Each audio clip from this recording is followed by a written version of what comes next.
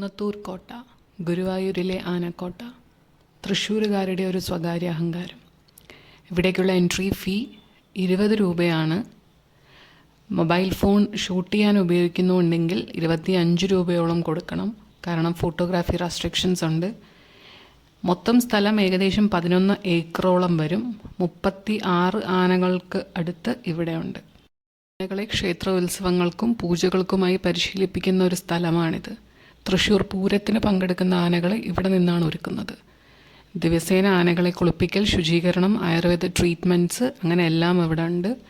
കൂടുതൽ Ayurveda treatment July മാസത്തിലാണ്. ആനകൾക്ക് മാത്രമല്ല ആനപ്പാപ്പാന്മാർക്കുമുള്ള പരിശീലന കളരിയും കൂടിയാണ്.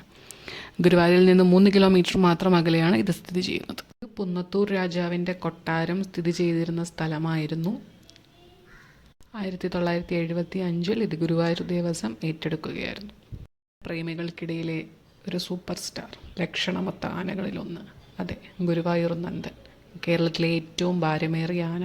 ഏകദേശം 7260 കിലോഗ്രാം ഭാരവും 10 അടി ഉയരവും. 52 വയസ്സാണ്. മുഷ്ടകാലത്തും നന്ദൻ അത്യന്തം ശാന്തനായിരിക്കും. ഒറ്റക്കൊമ്പുള്ള ഒരു ആന അവിടെ ഉണ്ടായിരുന്നു. അതൊരു കൗതുകമായിരുന്നു കാണാൻ. 1990 കാലഘട്ടങ്ങളിൽ 60-70 ആനകൾ ഉണ്ടായിരുന്ന ഇവിടെ ഇപ്പോൾ 36 എത്തി നിൽക്കുന്നു എണ്ണം. അതിൽ 3 പെണ്ണാനയുണ്ട്. ഇതിൽ ഏകദേശം 20 ആന മാത്രമാണ് ഉത്സവ കാര്യങ്ങൾക്ക് ഉപയോഗിക്കുന്നത്. ആനപ്പാപ്പാന്മാർക്കുള്ള താമസ സൗകര്യങ്ങൾ, അതിനോടൊപ്പം തന്നെ വെറ്റിനറി ഡോക്ടറുടെ സേവനവും ലഭ്യമാണ്.